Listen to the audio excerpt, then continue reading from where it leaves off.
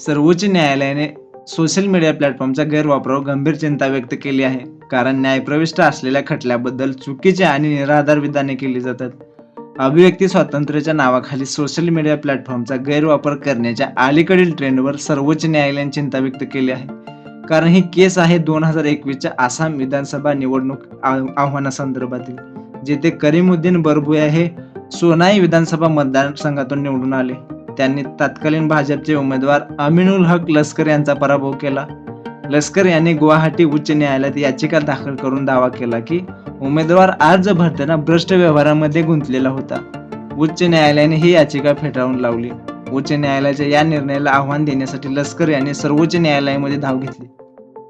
न्यायमूर्ती अनिरुद्ध बोस आणि बेला त्रिवेदी यांच्या खंडपीठाने आसामचे आमदार करीमुद्दीन बरभुया यांच्या विरोधात अवमानाची कारवाई चालू केली आहे. कारण त्यांनी 20 मार्चला एक फेसबुक पोस्ट शेअर केली की माननीय सर्वोच्च न्यायालयाने त्यांच्या बाजूने निकाल दिला आहे आणि त्यांची बदनामी करण्यासाठी लावण्यात आलेले आरोप खोटे आहेत आणि ज्यांनी आरोप केले तेच खोटे ठरले आहेत. परंतु या खटल्याचा निकाल न्यायालयाने राखून ठेवला होता. याआधी अशी पोस्ट या आमदारांनी केली होती. त्यामुळे आमदार करीमुद्दीन बरभुया यांच्या विरोधात अवमानाची कारवाई चालू केली आहे.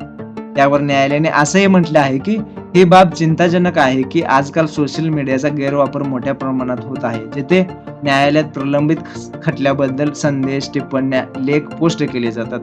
न्यायालयाने असंही म्हटले आहे की कोणतेही दोष किंवा टीका सहन करण्याइतके आपले खांदे रुंद असले तरी न्यायालयात प्रलंबित प्रकरणाच्या संदर्भात झालेल्या टिप्पण्या किंवा पोस्ट आणि अभिव्यक्ती स्वातंत्र्याच्या नावाखाली सोशल मीडियाद्वारे न्यायालयाचे अधिकार कमी करणे किंवा न्याय प्रक्रियेत हस्तक्षेप करणे गंभीरपणे विचार करण्यास पात्र आहे.